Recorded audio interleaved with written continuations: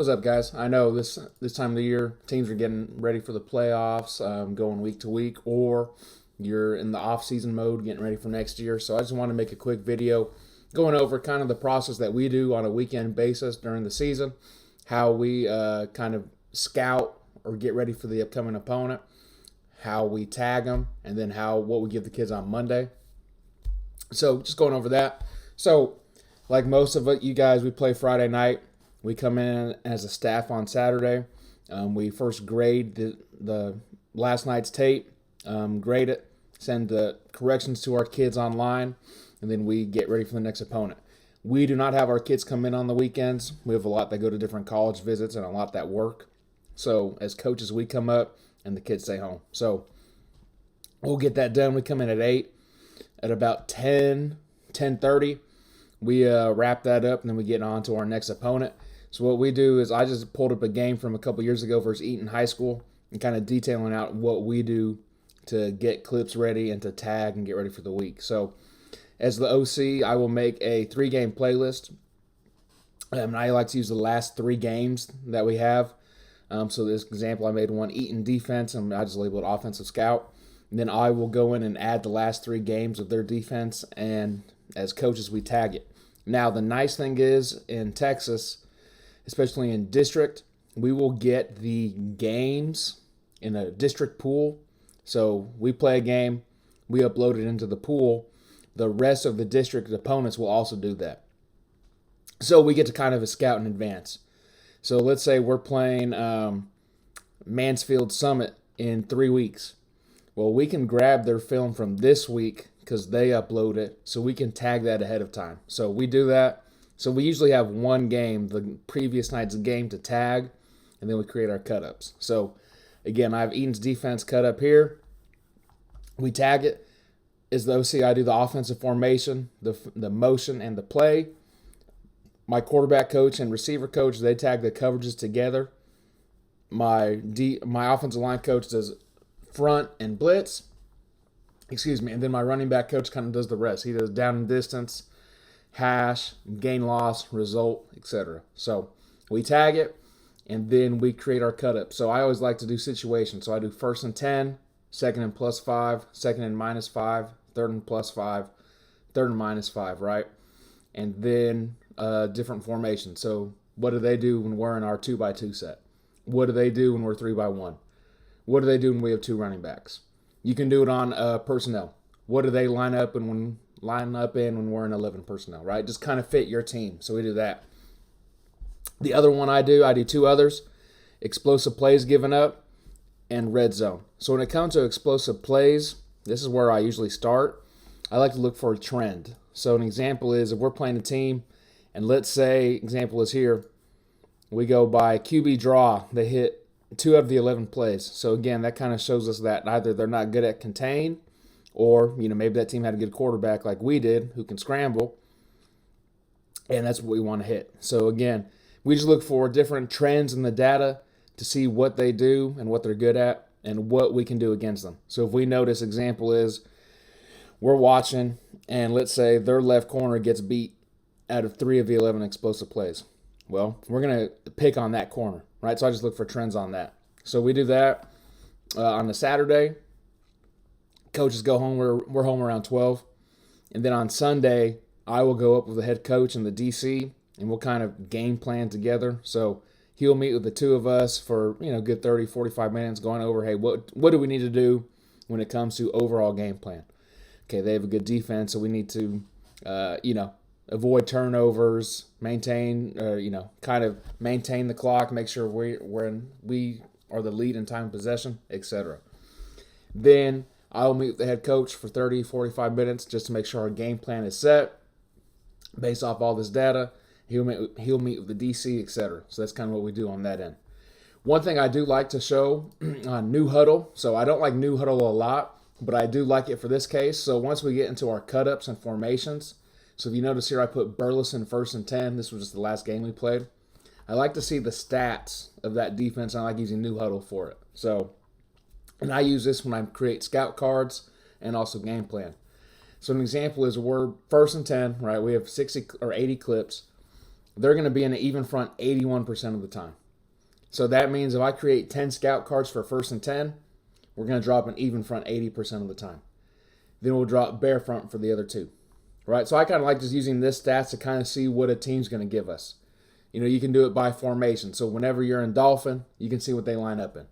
Whenever you're in a train set or a trip set, you can see what they line up in. So again, just New Huddle is a good tool to use, especially for the stats. And you'll see that we give this to the kids as well. So we get that done. Then on Monday morning, kids come in. We have football first period in Texas. Well, at Seguin, but in Texas we have it as a class period. So we'll come in the morning, and we'll give them the scouting report. So they'll lift first, and then we'll go through this in the team room. Coaches go through this during the week, and then finalize this on the weekend. But we just use Google Slides, so we can all work online. We can work from home and kind of fill this out, and we send it to the kids. And I put it on Huddle because you'll see here I can put the clips on. But again, so we go over this Monday morning. It has basic stuff, kind of just like we use Dave Campbell's, their snippet in the magazine to kind of go over, different things about them, kind of their key notes, projected starters, how they did last year, head coach, right? Go over their schedule for the week, for the year, how they've done so far, key personnel, and again, kids get this on their phones, on Huddle, but we also go over this in the team room as a group. Stats, right? We have offensive stats, defensive stats. Then we go into defense and offense. So again, here's when they're on offense, here's the stats. So again, a lot of information for the kids, but we make sure they write in their journals. Each kid has a journal that they have to write in, a little notebook, and they write notes each week, kind of game plan, kind of keys to success, which you'll see here in a second. But again, if I'm a kid, again, a lot of information, but I see, okay, hey, Joshua's a 82% run team, so we got to get ready for the run. We then get to see, okay, here are their top formations, right? So their top 4 formations, Pro T heavy, Pro T over, Pro T heavy over, right? So that's kind of what we go from there. Here are their main plays, zone read, QB lead, right? Just going on and on. And then here we give our kids keys to success. They have to write these down, and we check them in their journals to make sure they've written this down. But just kind of keys that the kids need to know to get ready for the game. So if you were to ever talk to our kids on the week, hey, what do you have to do to beat Joshua? The defensive players should be able to tell you this. Well, we got to start fast. We have to make sure we line up quick because they're going to run funky formations. We have to identify the eligible receivers, right? So, etc. You'll see the kids will be able to recite this off after the meeting. Then we just go over position keys to success. Then we'll get to offensive, right? This was me. I typed this in. We struggled the week before, so I put probably a little too much information into it, but kind of our keys to success for the week. Just basic stuff: communication, 100% every rep, avoid turnovers.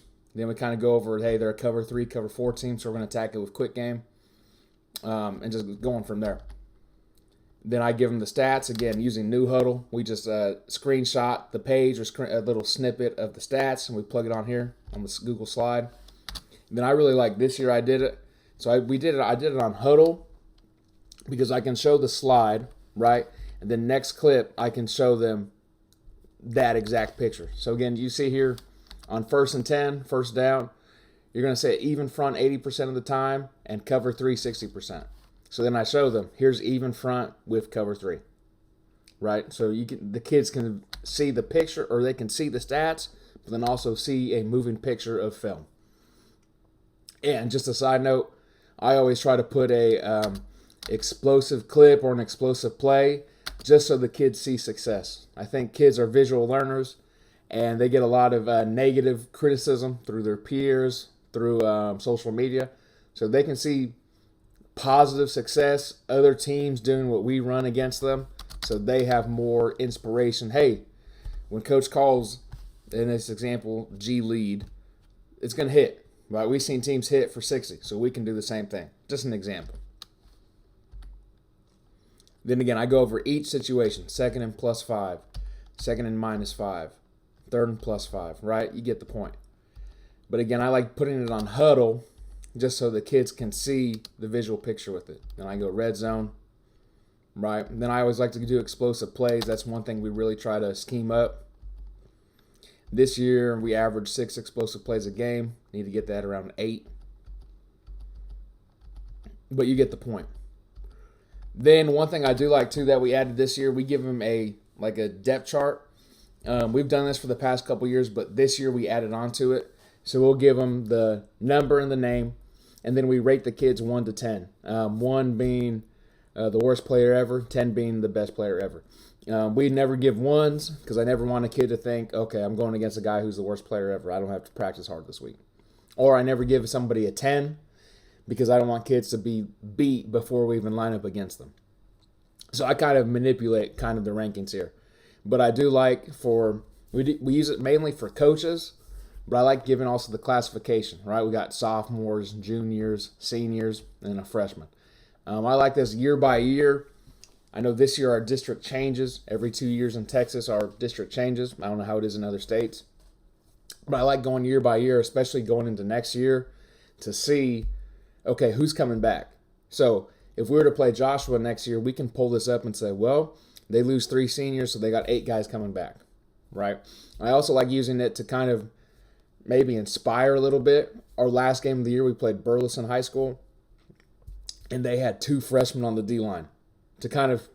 So I use that to kind of prove and kind of say, hey, guys, they have 2 freshmen up front. We had to make sure we pick on them, right? Introduce them to varsity football. So just an example that we did this year, putting the classifications on there. Then we just go over again, position keys to success. And then we go special teams. So again, we send this to the kids on Monday. I'll do it Sunday night, and I'll send it to them so they can see it on their phone on Huddle. And then we'll go over it as a team Monday night. And as we're doing this, coaches are going. We make sure that one coach does not speak. Like this video, it's not just me, right? When quarterbacks, keys to success, the quarterback coach is talking. When it comes to different pass game, right? Receiver coach, quarterback coach is talking. D-line coach, right? When defense is up, it's the DC, it's the run game coordinator. So make sure every coach is involved in coaching, and we make sure our kids are actively taking notes. You'll know, again, once you write something down, it's a lot easier to commit to memory. So that's why we write everything down. So we give our kids journals at the beginning of the year.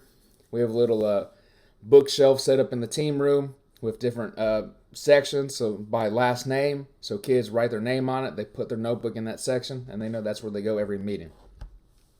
So that's kind of what we do on the weekends. Next video, I'll go over how we game plan. I kind of showed you what we use to game plan, but I'll go over what we do to game plan. It's a little system that I learned when I was at Bixby High School up in Oklahoma under Coach Montgomery, Coach Snyder, Coach Embry, Coach Stuffle. I mean, those guys have won a bunch of games. I was there 3 out of 4 years. We won 3 state championships there as I was an assistant offensive coach. And since I've been at Seguin, Bixby continues to beat every team by 50 and just beat people to sleep and average about 60, 70 points a game. So obviously it has a lot of success to it. So I'll go over that next video. But I appreciate the time. Hopefully you had a good season, and let's get better this offseason.